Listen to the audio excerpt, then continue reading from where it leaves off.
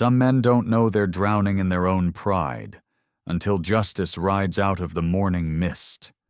When Silas Croft opened his eyes that day, he was still king of the territory. By the time he reached his porch, he was a man marked for judgment. 300 Apache warriors stood across his land like shadows cast by his own sins. And at the heart of that silent army stood a man he'd called worthless. Jed Hayes. Alone. Unmoving. Unforgiving. This wasn't a visit. It was a reckoning. Silas Croft had always believed power was his birthright. He wore it like a second skin. Fine boots, polished belt buckle, a revolver he barely needed to touch. Folks didn't cross him.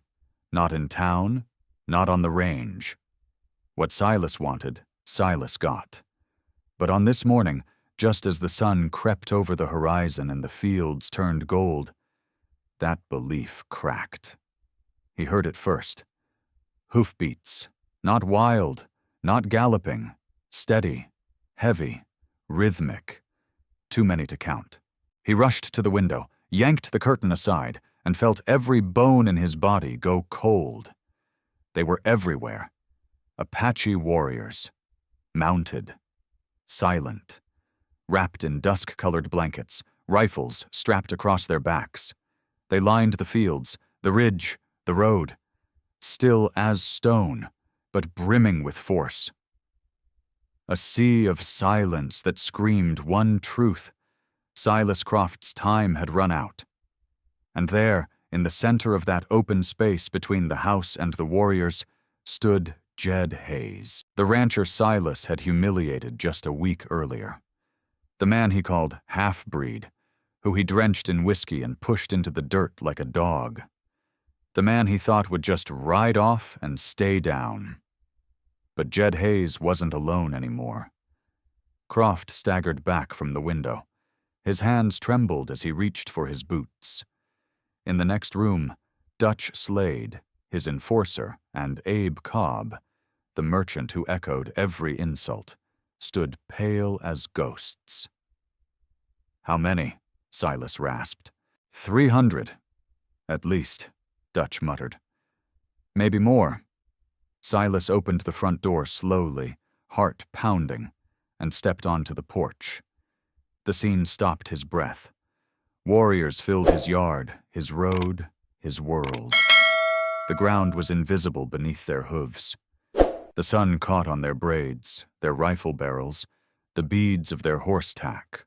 And there was Jed, his shirt still stained from the whiskey, boots still muddy from the dirt he was shoved into, standing with a quiet strength that turned him into something more than a man. Behind him, one of the warriors rode forward. He was older, scarred, stern. He dismounted and stood beside Jed like a father beside a son. Silas knew that face. Knew it from stories. Chief Taza. When he spoke, his voice cut the dawn like a blade. Silas Croft. 7 days ago, you poured liquor over this man's head. You pushed him down. You mocked him in front of his people. You told him he didn't belong. Silas tried to speak, but his throat seized. "This man," Taza went on, "saved my life when he was only a boy. He asked nothing. But we do not forget. And when we learned what you did, we knew such dishonor could not go unanswered." Jed Hayes stepped forward. His voice wasn't loud, but every man heard it. "I didn't ask them to come, Croft. They came because they know something you never will. Respect isn't stolen, it's earned. And cruelty? It always rides back to the man who sends it." Silas felt his knees wobble. Behind him, Dutch and Abe shifted with barely disguised panic. "What do you want?" Silas whispered. Jed looked him dead in the eye. "I want back what you took, my dignity, my right to walk through town without fear, my place." Silas swallowed hard. "And how do I give you that?" "You walk into town. You, Dutch, Abe, you stand in the same dirt where you humiliated me, and you tell them what you did. The porch creaked under Silas's weight as he leaned against the post. He thought he'd crushed Jed Hayes. But now it was his own kingdom trembling beneath him. If you felt that chill down your spine, there's more where that came from. The West doesn't forget. It doesn't forgive easy, and it always rides back with justice. Stick around for part 2 of Jed Hayes' journey, and hit that subscribe button so you don't miss a single showdown beneath the wild sky. Because out here, every scar tells a story. Jed Hayes never aimed to be a hero. He didn't dream of standoffs or reckonings, or the kind of mourning that might make a powerful man tremble on his own porch. What Jed wanted was simple: a patch of dirt to call his own, cattle healthy enough to fetch a fair price, and peace enough to sleep through the night. But peace rarely favors men born with their boots half sunk in someone else's mud. His place sat out where the prairie curled into foothills, the sky stretched wide and the wind never shut up. A 2-room shack, half a barn, and just enough fencing to keep 6 cattle from wandering off into nowhere. Most folks called it worthless land. But to Jed, it was freedom. He worked it alone. Always had. Folks in town barely said his name unless they needed someone to fix a fence or put down a stray. He was the kind of man people overlooked until they needed something solid. And when the job was done, they went back to looking through him like glass. Some said it was the blood. His mother hadn't been from around here, hadn't looked like them, hadn't spoken like them either. That legacy, whatever it was, clung to Jed like alkali dust on a dry morning. Fine, inescapable, and never fully shaken off. He carried it quiet, never answered questions about her, never corrected the whispers. He just worked, and kept working. The cattle he raised weren't the biggest or the prettiest, but they were clean and strong. Every bolt on his barn he'd hammered himself. The spring he drank from, he dug with his own hands. He fixed saddles and shoes, stretched barbed wire over stubborn soil, and slept with a Winchester by the door. Not because he feared wolves, but because he knew men were worse. He didn't visit town unless he had to. And when he did, he didn't linger. But that week, the supplies ran dry. Salt, flour, rifle shells, the basics. He couldn't patch together another month out there on pride alone. So he rounded up his best 6 cattle and pointed them toward town, saddle creaking under him, reins worn smooth by time and habit. It wasn't the trail he feared. It was the faces waiting at the end of it. Town had always felt like walking into a room that had already decided you didn't belong. Some nodded. Most didn't. He learned not to take it personal. What he hadn't learned, what he would never quite get used to, was the silence that trailed behind him. That hush people used like a weapon. A stillness that said, "You're not like us, and you never will be." But Jed wasn't out to prove anything. He just needed to make that sale. He pushed his cattle toward the pens, moved them slow and steady. The heat bore down. Dust rose thick, and behind his squint, he could already feel eyes on him. Watching. Waiting. He tied off the last steer and headed toward the land office to finalize the sale. That's when he saw them. Silas Croft, Dutch Slade, Abe Cobb. 3 men dressed in confidence and cruelty, standing across the street like buzzards circling fresh kill. Croft had his clean boots planted firm, Dutch's arms folded like coiled snakes. Abe, all smirks and twitchy fingers. Jed kept his head down. He'd seen enough men like that to know. Some don't need a reason to strike. They just need a target. He pressed on, one boot in front of the other, feeling the air tighten around him. He didn't know yet that this would be the last day anyone called him worthless. Didn't know the echo of this day would ride through canyons and climb into mountains, All he knew was this: he was alone. Or so he thought. Jed Hayes rode into town like a man carrying just enough hope to get through the day. His 6 cattle, lean but healthy, clumped behind him, their hooves stirring up a low curtain of dust on the dry main road. The sun was already punishing by mid-morning, baking the ground and making his hat feel too small for his head. This wasn't a social visit. He didn't take his time. He tied his horse just outside the livestock yard, worked quick and clean, moving the animals into the holding pen. He knew the drill. Check the brand, confirm the weight, shake hands, and walk out with enough coin to restock and patch up what needed fixing back home. Simple, if the world played fair. But Jed had lived long enough to know better. He'd just finished locking the gate when he saw them. 3 silhouettes standing across the street like they'd been carved there. Silas Croft, tall and polished as ever, arms crossed like he owned every breath in the county. To his left, Dutch Slade, built like a damn grizzly with knuckles the size of fence posts. And to the right, Abe Cobb, slick-haired and jittery, a store clerk turned lapdog. Jed didn't look long. Didn't need to. He turned toward the land office, eyes forward, feet steady. But the sound of boots on wood and the sudden hush of passers-by told him what was coming. He'd walked into the same ambush a dozen different ways over the years. Croft was a showman, and town was his stage. "Jed Hayes," Croft called out, loud enough to snap heads. "Didn't expect to see you back here so soon. Thought you might have crawled off for good." Jed slowed, jaw locked, but he didn't stop. "Or maybe you're just too proud to know when you ain't wanted," Croft added, stepping into his path. Jed stopped. The street had gone quiet. The kind of quiet that says everyone's listening, but no one's helping. He met Croft's gaze, calm and even. "I'm here for my sale, that's all."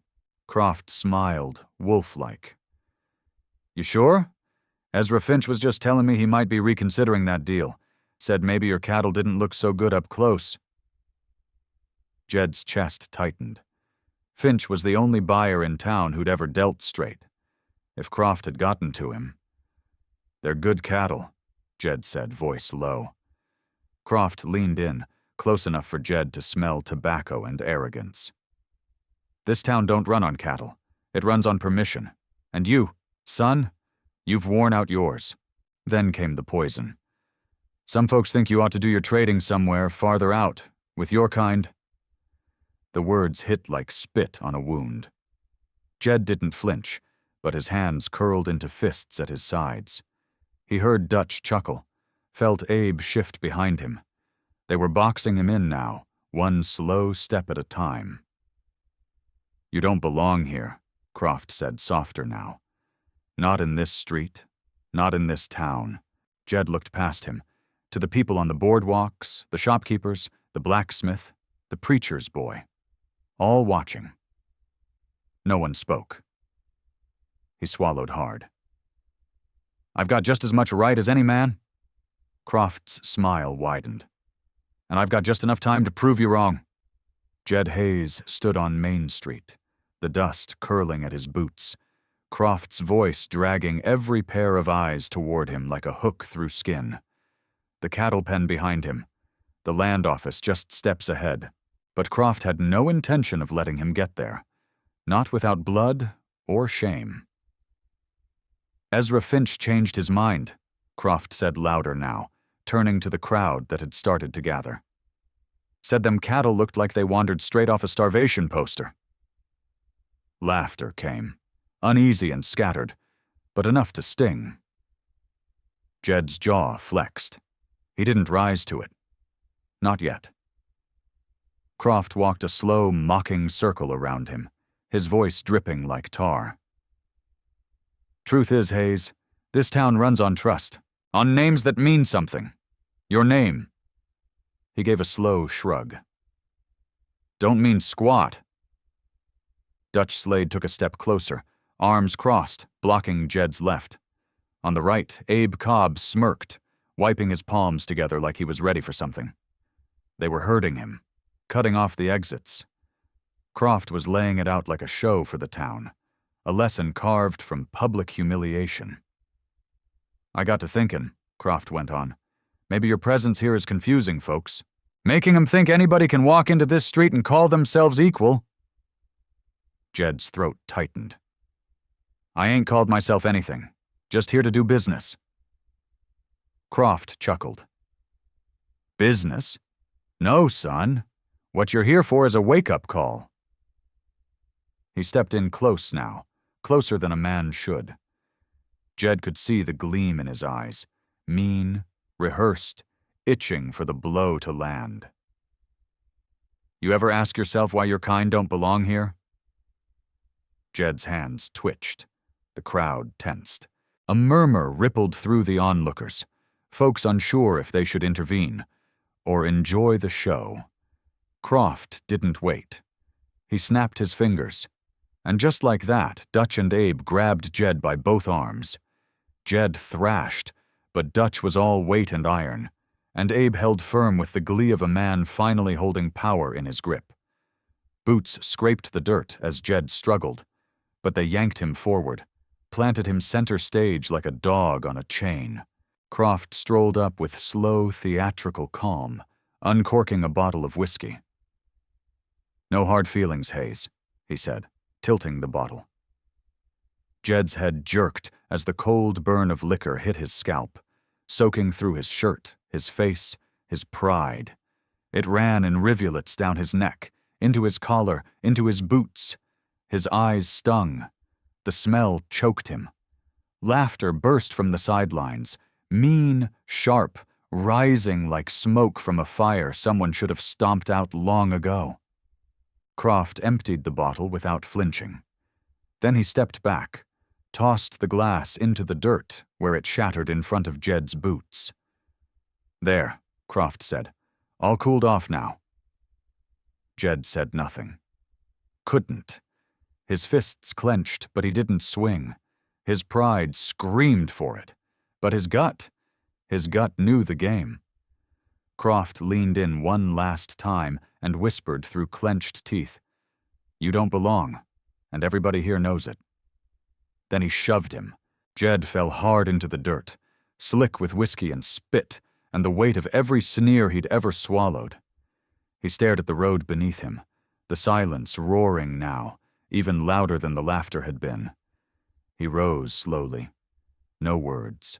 No fight, just a look, and a vow he didn't say aloud.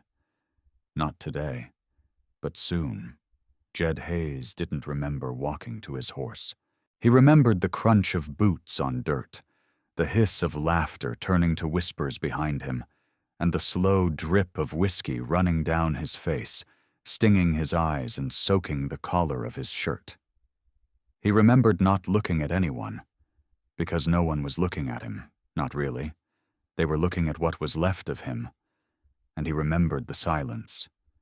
Not from Croft, or Dutch, or Abe, but from everyone else.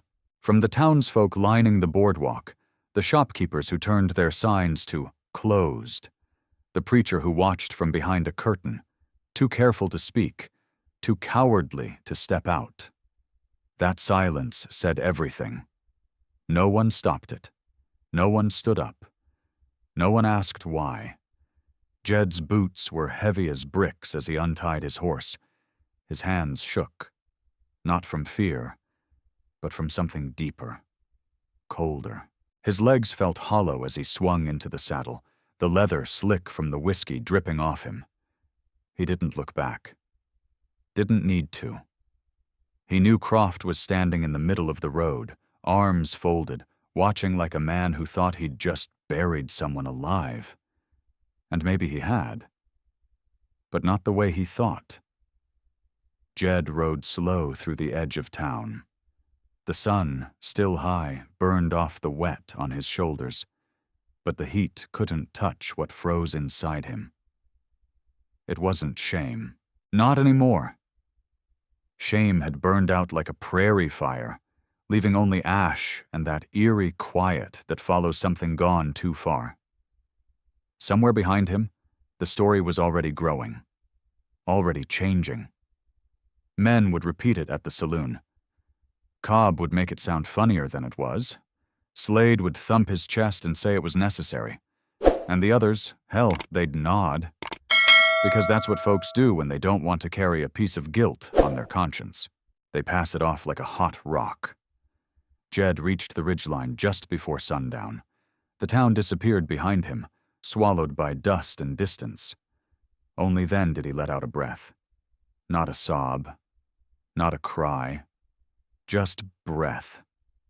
Like a man finally admitting to himself that something inside had snapped. He'd taken beatings before. He'd been mocked, cheated, turned away. He knew how to live with less. But what Croft had done, that wasn't about land or cattle or business. That was about erasing a man in front of others, taking dignity and grinding it into the dirt while Boots stood by and watched. And still, Jed hadn't fought back.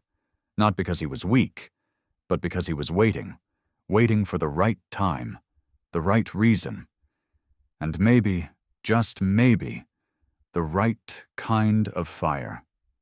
He rode toward the high country without knowing why. Instinct, maybe. Memory. The kind that lives in scars, not in words. The kind that stirs when you've hit the bottom and need to remember who you really are. Up in those hills were people who didn't forget what mattered, who didn't measure a man by the name he wore or the land he owned. Somewhere up there, someone still remembered a debt. Jed didn't know how or when, but he knew something now. Croft hadn't ended anything. He'd started it.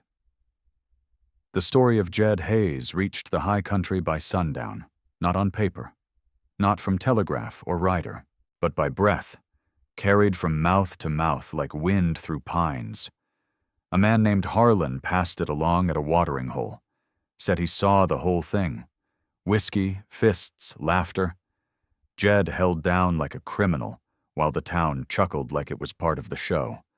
That's how it spread, through folks who couldn't sleep right after watching it, and those who slept too easy. By the time the tale reached the canyons east of the rim, it found the ears of Nako. He was young, sharp-eyed, with a bone-deep sense of silence, a tracker by blood, a warrior by necessity. When he heard the name, Jed Hayes, his spine straightened. "Describe him," Nako said. The man telling it paused. Late 20s, quiet, scar on his left wrist, long like a burn. That was all Nako needed. He stood without a word, stepped away from the fire, and mounted his paint gelding. The mountains were turning purple in the west, and he rode straight toward them. 3 hours later, Nako reached the main camp. Lanterns were just starting to glow like fireflies between the pines. The wind had picked up, brushing the trees like breath through a ghost town. Chief Taza was outside his lodge, sitting cross-legged, sharpening a knife that had seen more years than most men. He looked up as Nako dismounted. "You rode hard," Taza said, voice gravel-deep. "I had reason." Taza set the blade aside. Nako didn't ease into it. He told the story plain. About the whiskey, about the crowd, about the silence, and finally, about the scar. The old chief didn't flinch, but something in his jaw shifted, like stone under pressure. "He was a boy when I met him," Taza said after a long moment. 12, maybe less. Found me half dead by a creek bed. My ribs were broken. My leg was rotting from a bullet. I told myself I'd die there." "But he didn't let you," Nako said. Taza nodded. "He carried water to my mouth, tore up his own shirt to bind my wounds, and then ran, 3 hours through rough country, to bring my people, saved my life. You called him brother. I meant it." Silence stretched between them. Then Taza stood. "Call the others."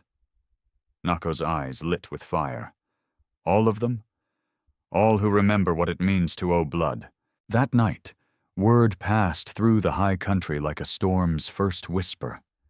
Across pine flats and desert veins, across ravines where the moon couldn't touch the ground. Men saddled horses in silence. Women packed supplies.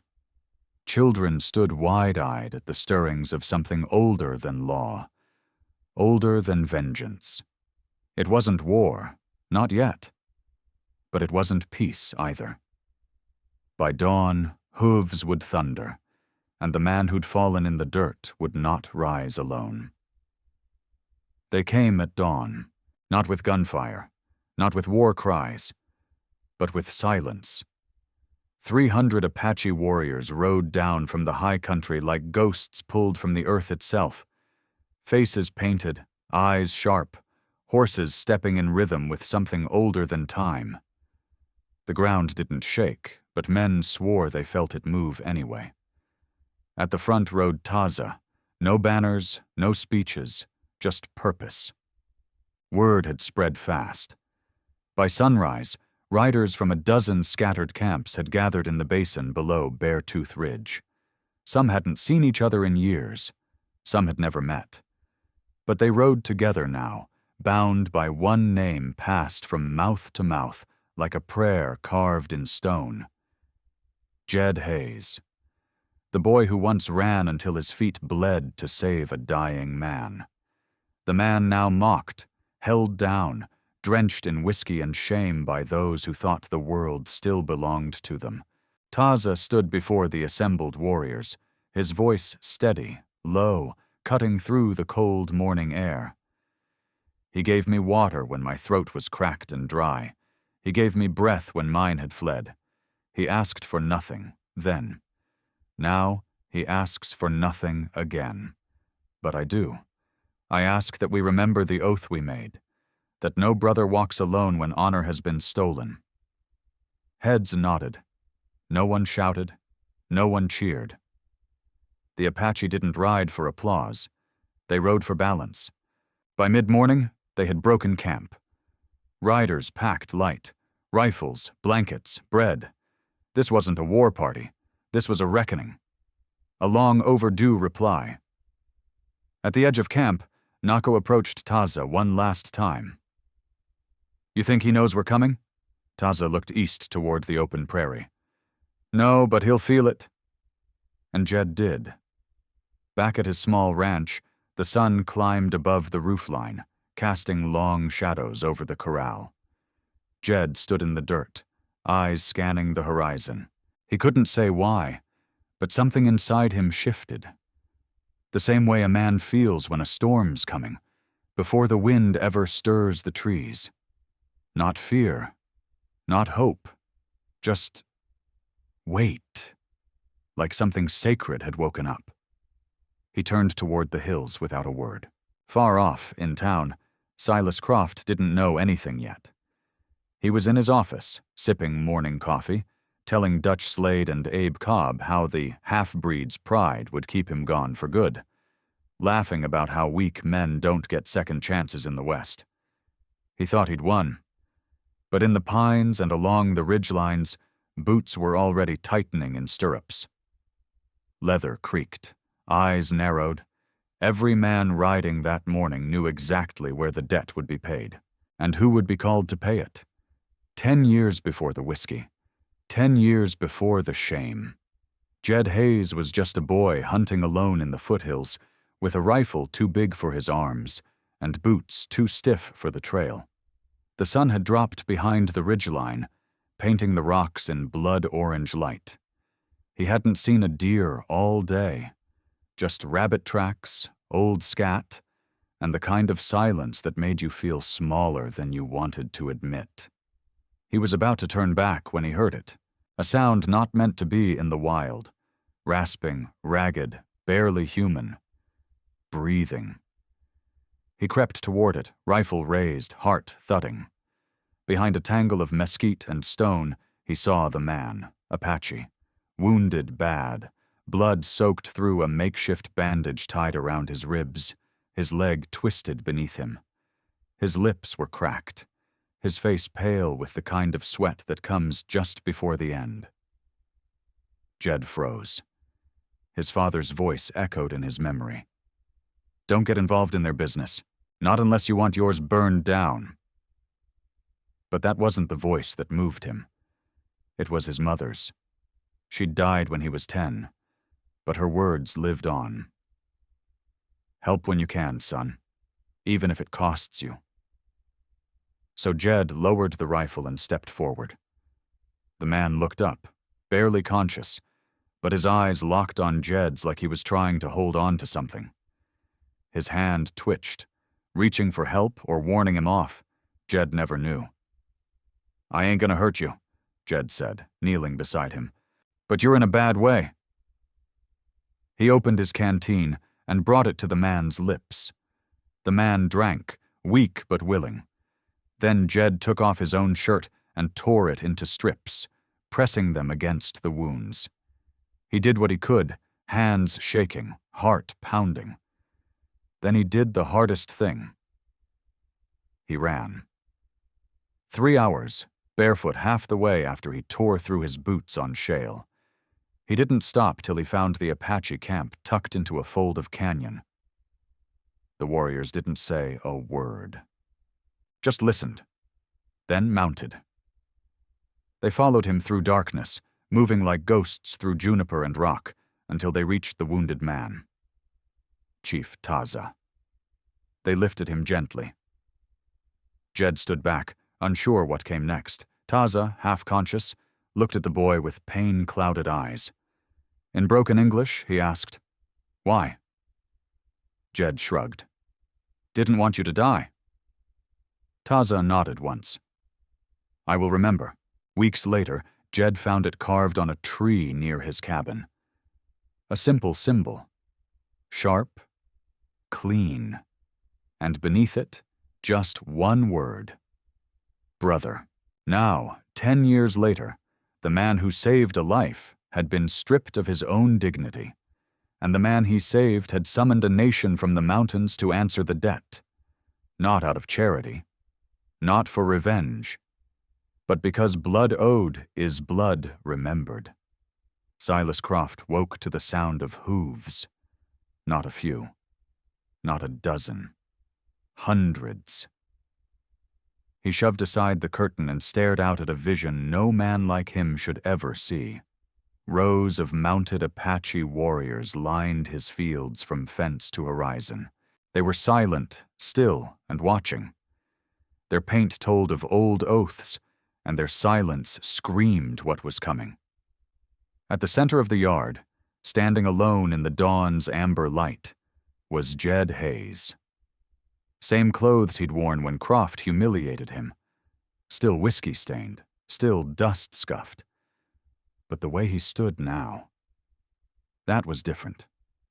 His spine was straight, his shoulders square, his boots dug in like the earth itself had asked him to anchor this moment. Beside him, Chief Taza dismounted and stepped forward. Croft stumbled back from the window, pale. "Get Dutch, get Abe," he barked.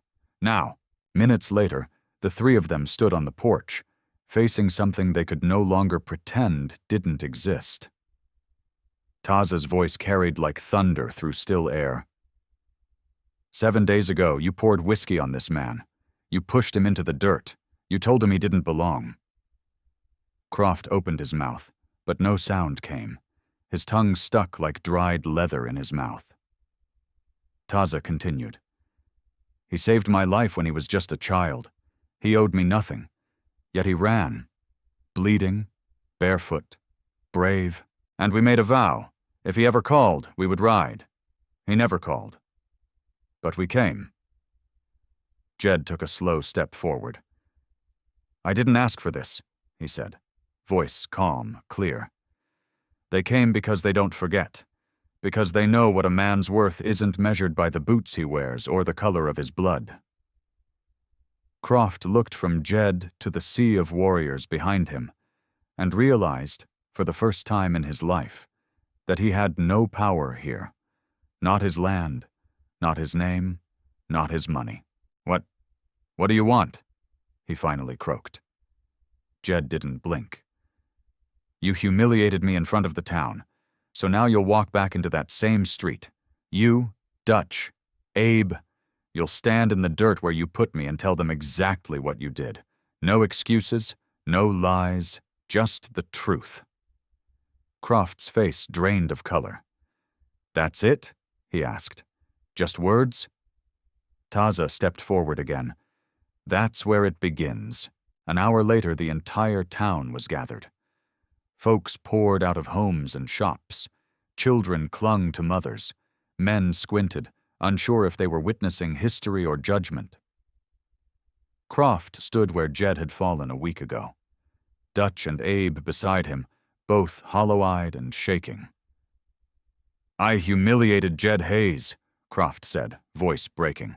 "I poured whiskey on him, pushed him down, mocked him. I did it because I thought I could, because no one ever stopped me before." No one spoke. The silence in that street was heavier than any rope ever hung from a tree. Jed stepped forward, faced the people. "I didn't come here for revenge. I came because what happened to me could happen to anyone who ain't born in favor. And if that doesn't scare you, maybe it should." Then Taza delivered the last stroke. "The northern half of Croft's ranch, land that borders our watch, is no longer his. It belongs to Jed Hayes." Croft staggered. "That's half my—" "That's the price of your cruelty," Taza said. And so it was. 3 days after the reckoning, Jed Hayes stood on land he never thought he'd own. It rolled wide and open, the northern stretch of Croft's old ranch, good grass, cold springs, and the kind of soil that held roots steady. The papers were signed, sealed, and witnessed. Not gifted, not begged for, earned. In front of God, town, and every soul that had once turned their eyes away. He stood alone, but not lonely. Behind him, the last of the Apache warriors were mounting up.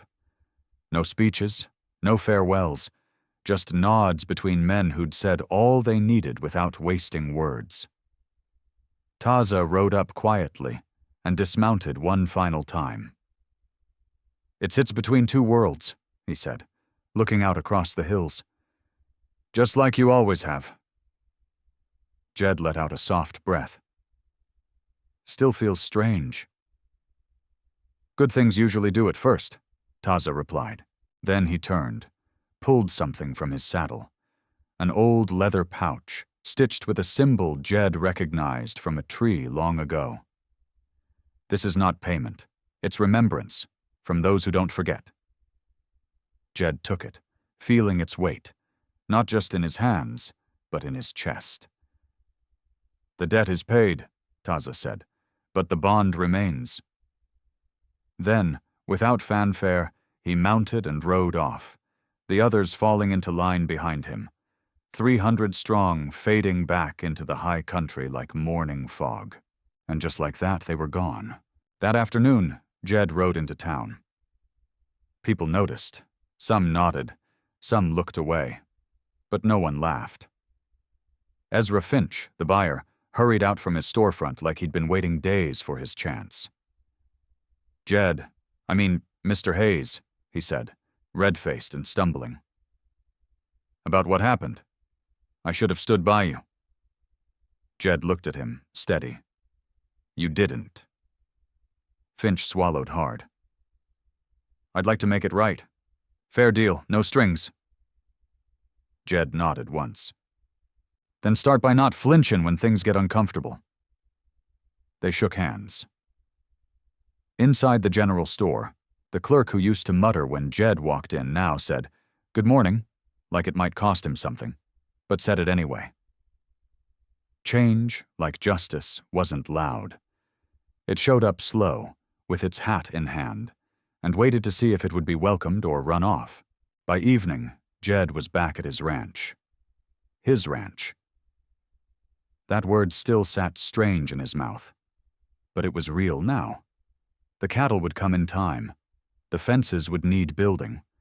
The soil would take sweat before it gave anything back. But Jed had no doubts anymore. He'd been mocked, beaten, stripped bare in front of the same people now whispering his name with respect and maybe a little fear. But he didn't carry bitterness, just memory, and something stronger. Roots. As the sun dipped low, Jed looked across the land he'd won not with a gun or a grudge, but with grit, honor, and the echo of a kindness he gave as a boy and never expected back. He reached down, picked up a clump of soil, held it a moment, then let it fall. This was his, not just the land, but his place. So tell me, friend, what kind of world would we live in if every good deed stayed forgotten and every cruel man stayed king? Would you stand up when no one else does? Or would you wait until the hooves start thundering?